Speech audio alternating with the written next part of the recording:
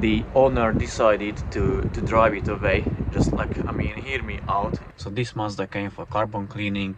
During the removal I found out that the turbo rivet is broken off, flap is inside the turbo housing. Good morning guys. In yesterday's video you could see this Mazda featured and see what happened to it. If you didn't, have a look at the video and watch it. But to sum up, this came for carbon cleaning. I started disassembling the things, and when I removed the charge pipe, I noticed that the turbo, the flap, the wastegate flap, the rivet is broken off, the flap is loose, it's inside just the turbo housing. So it needs a new turbo because I checked the turbine wheel and that is damaged as well. So unfortunately it needs a new turbo. The owner decided to drive it away. Just like, I mean, hear me out, it's his decision and I understand it, because he was driving it like maybe 1 month already, and I only have time to fix it in February maybe, because it is an engine out. Some may say you don't need to remove the engine, which is true, but you will have like limited space, you need to work underneath the car. It's not nice, it's awkward. So if I'm going to do it, I probably will remove the engine. The turbo you can get between 300 and 600 pounds plus labor.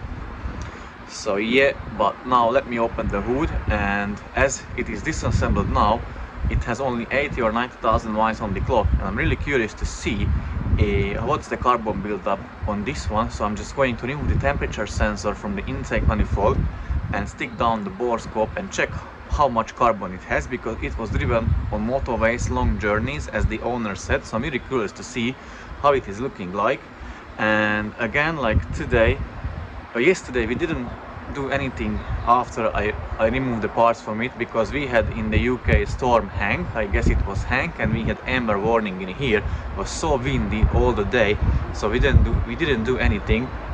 But today, once I'm finished with this one, move it out of the gates, then I'm going to start with the Peugeot, putting back the pipe and the thermostat, and pressure test the cooling system, fill up the coolant and pressure test the cooling system, and see if there is a leak. And if there isn't any leak, which I will really hope finally, then I will start putting back the parts and see where I will get with it. But let me open the hood and check for that pressure sensor, and check for the carbon buildup. So as I said, it's somewhat disassembled, the engine or the parts, and here is the temperature sensor. It needs just a 14mm spanner. Undo it, remove the temperature sensor, stick down the bore scope and check inside the intake manifold for carbon buildup, which I want to do. So I'm going to do it real quick, and then I'm going to start putting the parts back and move it outside the gates and start working on the Peugeot. That's today's plan.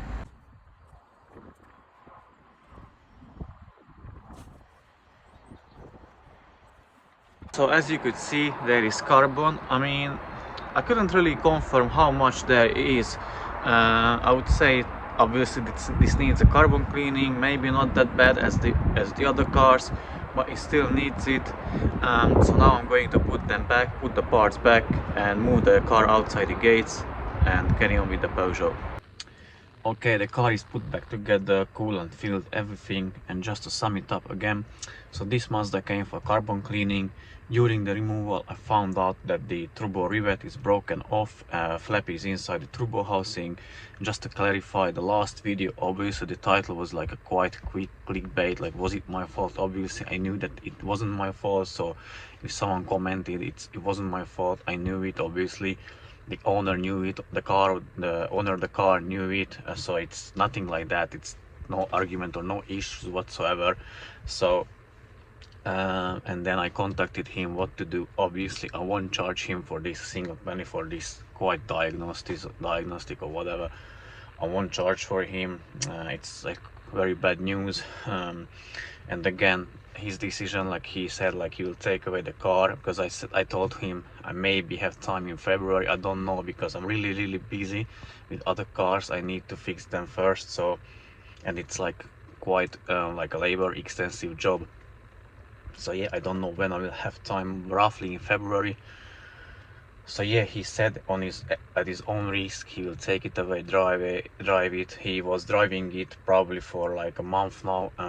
Obviously what the worst thing can happen is like it will need a new engine. If it damages the engine, that rivet which fallen off from it or broken off can get into the intake manifold and then get into the and block the valves, bend the valves. It depends. Like he won't be very far from like cost wise or price wise with a new engine or a new used engine or a turbo replacement. It's not big difficult, and the thing is he said he needs a car, so he will drive it as it is. Yeah, so unfortunately I'll tell him like try to save this one, because it's a really good example from inside outside. The engine is dry, it's clean, no oil, nothing, the injector is not leaking at now. I would still replace the washers just to be on the safe side, but they are not leaking. I cannot see any oil or like wetness around the injectors. They are bone dry, the engine is dry, gearbox is dry. So it's a nice car, really. It would be such a shame just to get it like wasted. But yeah, we will see. If you will see the car again in the channel, then you know, or you will know that the owner decided to go with a new turbo. Obviously some of you said like there is a repair kit for the flap. Yes, there is. For that, so again, someone said you can do it in place. Obviously you may. I haven't done it. I wouldn't in place. I would remove the engine even for that, because there is really like limited space, awkward to do it, not a lot more space, and if you don't know what you do you can mess up things. So I'm not going to do it, and that wouldn't help, because also someone commented that just get a new turbine wheel and replace that, like remove the housing, change the turbine wheel, still engine removal. So what's the point? And you know, if the turbo sucked, everything like that rivet through it, you don't know what the damage is. It's no point to again like spend the money for labor and then need to get done again. It's no point. So in my opinion, only way to get like a refurb, remanufactured turbo for this one, and even you get that one new gaskets obviously, and get two pipes, the feed pipe and the return pipe for the oil for the turbo, replace them as well, and then obviously check the intercooler, everything where that little thing may be. Intake manifold, check for it. It can be maybe in the DPF, but from the DPF can't really go back to the engine and can't go through the DPF. So it's a tough case. Hopefully, or like we will see where that thing is, if he will come back, if the engine survives till then. So I will update you, or you will see it on the channel again, then you know it came back for the turbo replacement. So that video I ended here, and then I carry on with the Peugeot. So thanks for watching guys, and see you in the next one. Bye bye, take care.